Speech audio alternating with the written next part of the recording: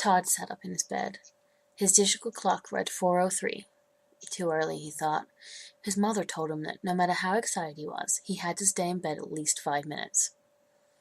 With a sigh, he flopped back onto the twin mattress and pulled the warm down comforter back over his face.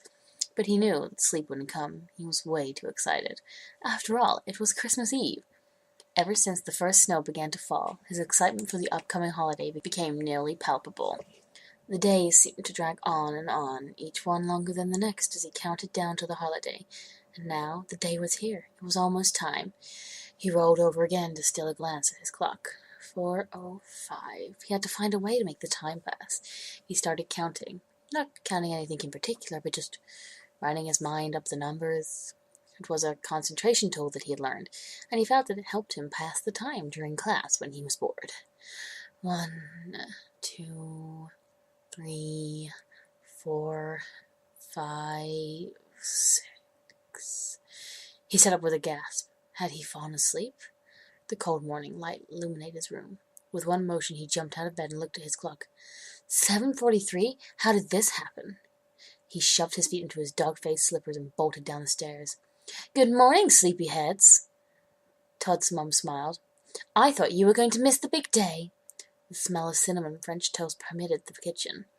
"Your breakfast is almost ready. After you eat, let's get you showered and dressed, and we'll all go to the mall to see Santa. Are you ready to see Santa today?" Todd grinned, showing his missing tooth.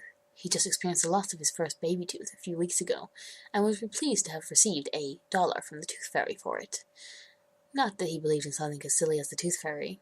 "Of course I'm ready. I've been waiting for this forever." "Good," she replied, but she already knew that was his answer. They'd been talking about this day for a long time.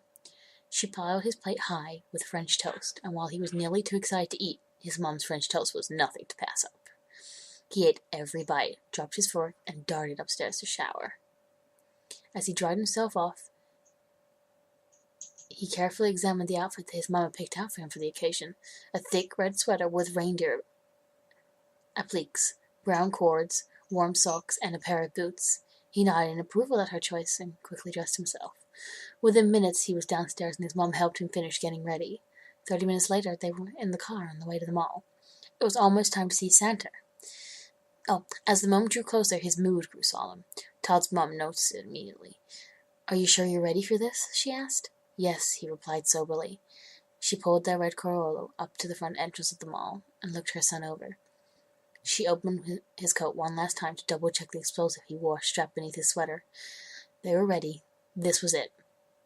"I'll see you again someday, right, Mama?" Todd asked, tears welling up in his eyes. "Of course you will," she said sincerely. "Of course you will. Now, go tell Santa what you want for Christmas."